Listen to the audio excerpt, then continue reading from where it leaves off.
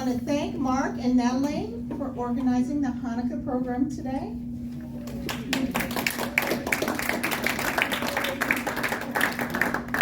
Okay, tonight we're going to hear from 5 different Berensons about their wonderful commemorative trip to Germany, and I know you read the blurb, and also they're going to tell their story. They have been long-term members. They're going to tell their story, and we have Lori, Roni, Wendy, Sarah, and David. Some of you in the Jewish secular community may remember seeing my mother's previous PowerPoint presentations, including how she left Germany in 1941 to emigrate to the U.S. at age 11, and then her visit to Berlin in 2019 with Wendy and Allison, where she talked a lot about how welcomed she felt as a Jewish Holocaust survivor visiting there.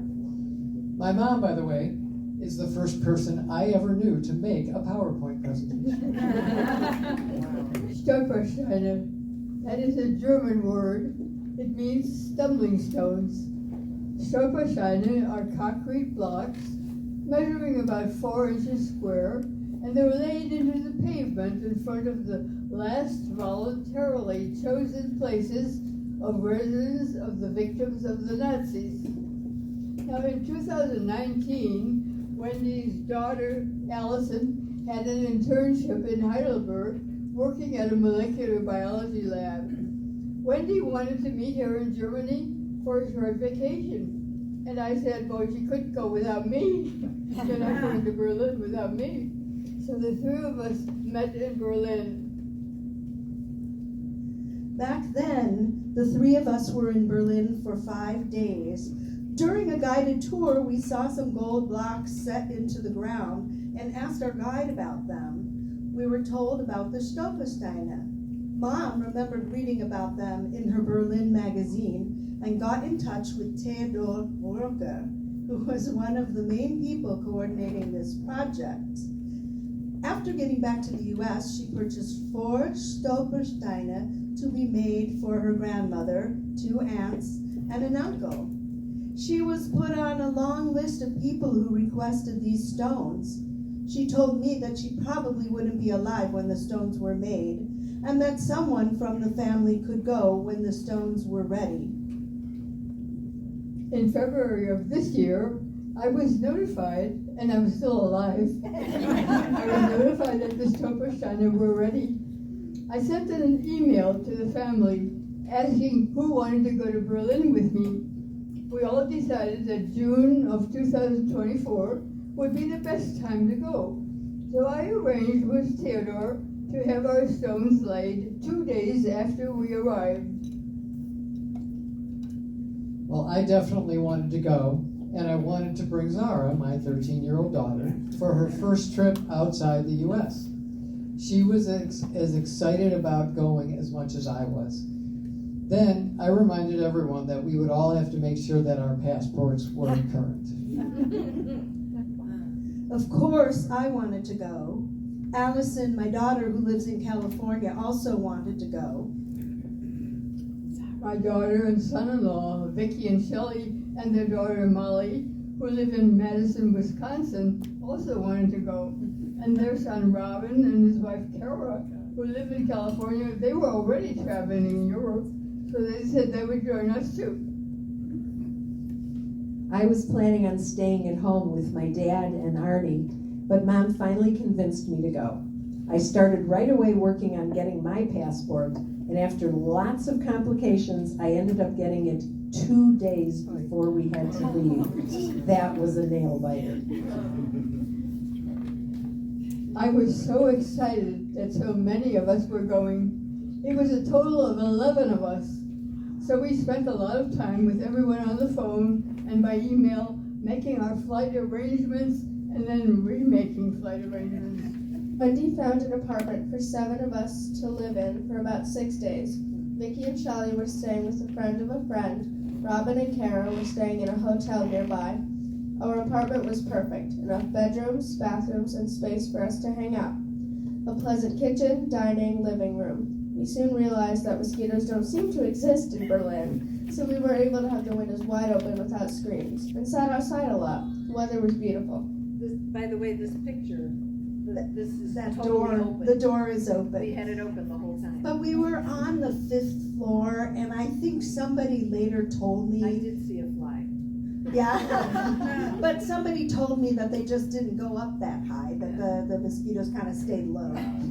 You guys always leave the room. Later the same day we arrived, we all met at a great Middle Eastern restaurant for a great dinner. It was close to the apartment, so the 7 of us walked there. Unfortunately, Robin wasn't at the restaurant because he needed time to rest, but we put his picture in the picture. We had advised everyone to meet at 11 a.m. at Altmoabit 80, Altmoabit, the name of the street, on the day of the laying of the first stone. We met at a cafe next to the apartment building where my uncle and my 2 aunts had lived. This is a picture of me and Theodore with the first stone before it was placed. A message had been sent to the neighbors in the areas where the Stolpersteine were to be laid, in case they wanted to be a part of the ceremony, which they did. As we watched, the architect dug out enough cobblestones to place each Stolperstein, made sure that they were level, used pieces of stone of various shapes and sizes to fit around them and hold them in place, and then poured in sand to finish. One of the women who now lives at Alt Moabit 80 told Roni that she would tend to the stones, clean them as needed. There was some more conversation, and then we gathered to move on to Flensburger Strasse 2022 to remember Roni's grandmother, Minna Levinson. Her grandmother's home was originally number 11, but all the homes on that side of the street had been destroyed during the war. New homes and apartments were built, and the location was renumbered to 2022. Minna was deported to Riga in January 1942, only 6 months after Roni and her parents were able to leave Germany, but were unable to arrange for her grandmother to accompany them. I talked about my Oma, how when I was little I used to go to her house and sit on her lap while we bet whether the next person would be a man or a woman who walked by, and how my father, who was a dentist, asked her to try to sell his equipment when we left for America, which she did try to do, and when we watched as the Stolperstein was laid.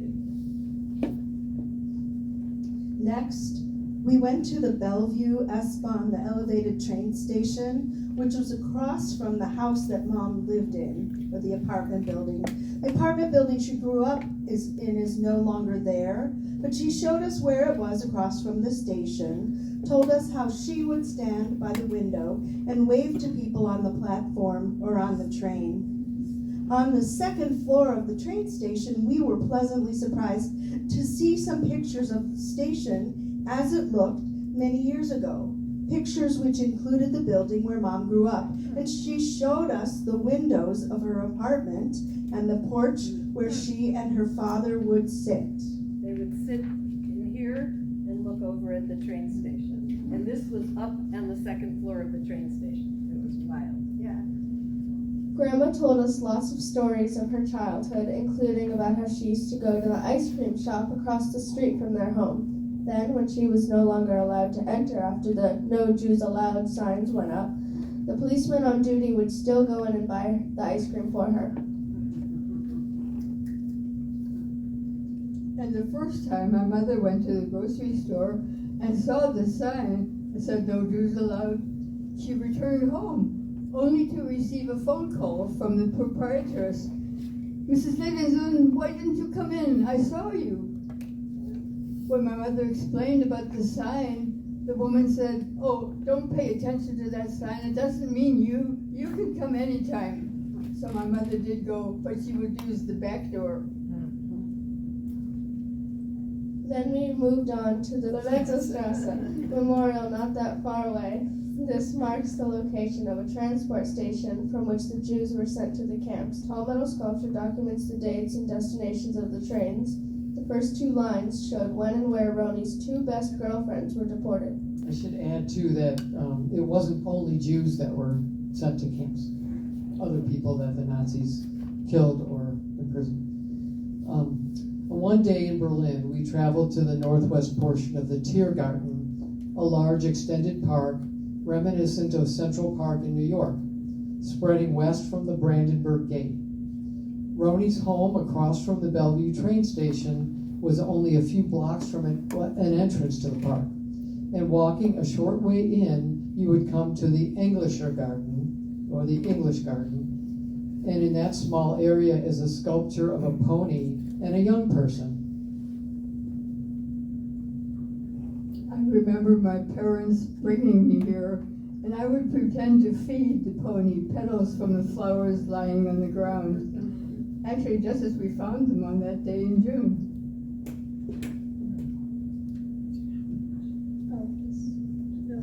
I made a little stone art piece with stones at my feet. There were many sculptures and towers in the Tiergarten, including this one picturing labor scenes.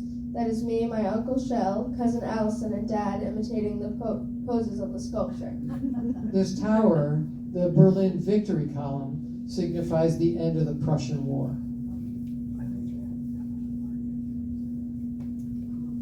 When we made the reservations to go to Berlin, we decided it would be easier to have a wheelchair for Mom, even though she often used her rollator. But it turned out that David had hurt both of his legs before we left, so we brought another rollator and a cane for him. And Wendy's knees were bothering her, so she often used the rollator while Mom was in the wheelchair. So I took this picture of them in their wheelchair walker race. It was really, I must admit, it was really great having the wheelchair there because it got us in line first in front of everybody, and yeah, we got it in everywhere. It was great, and having the walkers there was very helpful. Here are some pictures of us at the Memorial to the Murdered Jews of Europe. It's often referred to as just the Holocaust Memorial in Berlin, but it's actually called this long name, Memorial to the Murdered Jews of Europe. It consists of over 2,700 concrete slabs arranged in a grid pattern on a sloping field. The slabs range in height from 8 inches to 15. The attached underground place of information, which holds the names of approximately 3 million Jewish Holocaust victims. We didn't go down to that information center this trip, but Mom, Allison, and I went there in 2019. What I remember best is the photos and the letters from families, or letters that were thrown from trains as people were being transported to the death camps. An interesting comparison is that the columns above are an abstract representation of the Holocaust, but the information in the rooms below is literal. That was, to me, I'm a literal person more than an abstract person, so to me that was more interesting. We also saw sites around Berlin on other days of the trip, including the Berlin Wall, which I believe should be considered one of the more extensive art galleries or museums in the world, going on for many miles. It's really incredible. We couldn't show anything close to what's on there. Say yes to freedom, peace, dignity, and respect for all. Say no to terror and repression towards all living beings. In the beginning was freedom. And down here, this is covering it up, but it says no more wars, no more walls, a united world. Another site we went to was the Charlottenburg Palace, where we toured many rooms, hundreds of portraits and finery from that royal family. One of the days, my cousins, Uncle Shell and Aunt Vicky, went on a day trip to Potsdam on one of the days we were in Germany. Lori stayed at the apartment taking care of Wendy, David, and Grandma, who were starting to feel pretty bad.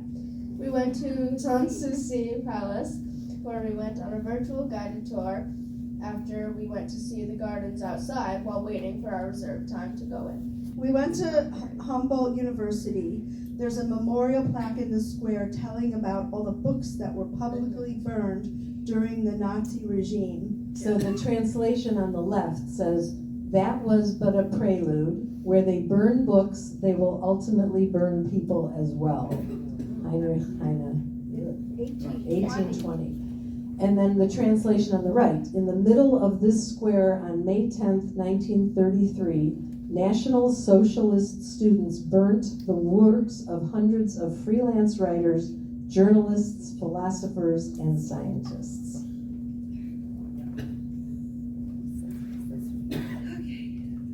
We also visited the TV tower, from the top of which we had a 360-degree view of all of Berlin. That green top is a cathedral that me and some of the cousins went to, where you also got to see a 360 view.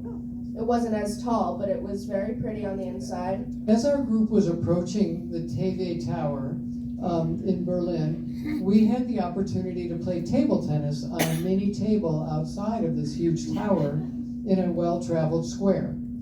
There was a young man in a wheelchair who had brought his own table with signs saying that he was raising funds for a newer wheelchair. He was also there protesting the lack of accessibility for people like him to go into the building or to the top of the TV tower. He was a pretty good player, but Roni, Lori, and I took turns hitting balls with him and talking with him. This was an extra special treat for us because the Berensons are known in the world of table tennis, also known as ping pong, also known as Tisch tennis in German. As a matter of fact, Roni and Elliot met playing ping pong in college. And Lori and I later ran a table tennis club. The trip home was very long. Those of us who were going back to Cleveland had a long delay in Berlin because our scheduled flight was canceled due to technical difficulties. The plane was broken. We were finally able to get onto a different flight schedule, and everyone made it home safe and sound. But they all ended up with COVID, and later I did too. All in all, it was a really great trip for all of us. Thank you for letting us give you our presentation. And if you have any questions, we'd be happy to try and answer them.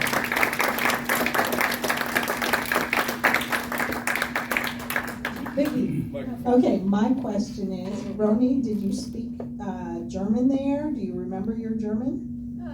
Not too well. You spoke to some people.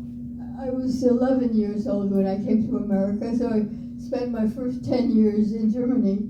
So obviously I know how to speak German, but I can't have an intellectual conversation with an adult German. I wouldn't even try.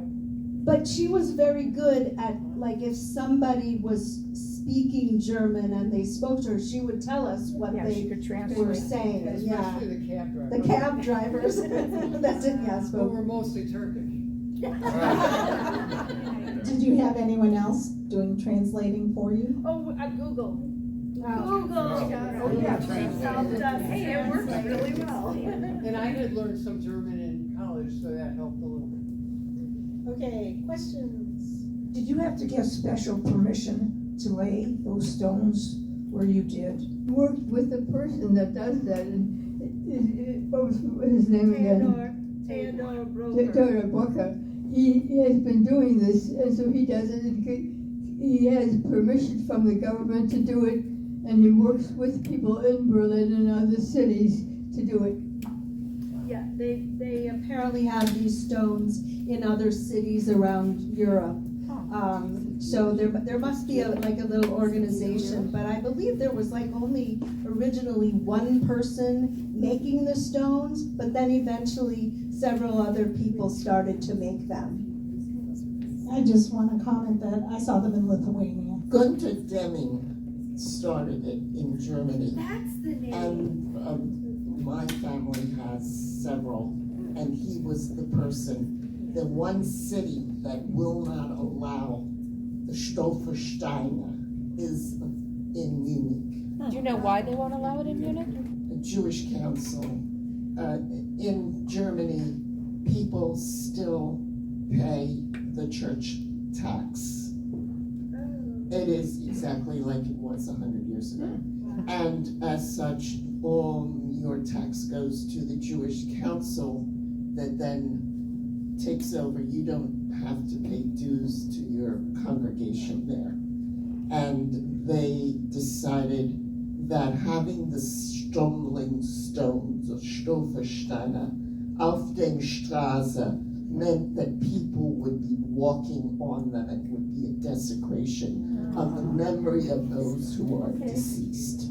Thank you for a great presentation. I would like to add another place where the stumble stones are being considered. If anyone's heard of Brian Stevenson, who led the building of the African American Historical Museum in Birmingham, I don't know if they started, but they were talking about putting stumble stones all across the South where they'd had the catastrophe of a lynching.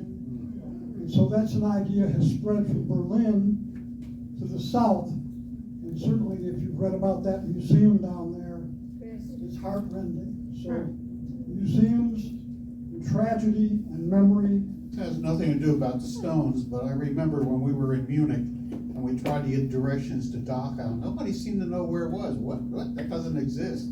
But we did find it. We felt very welcomed, and we had a guide when we went there in 2019. We were connected with a woman who just volunteered her time to take people who were coming back, after being kicked out, or relatives of people who had died, or anything, and take them places around Berlin. And she showed us a lot of things. Berlin was very, very much apologetic for the treatment of Jews and other people. Berlin. Yeah, I've heard Berlin is the place where has the most Jewish immigration in Europe. Okay, I want to thank Berenson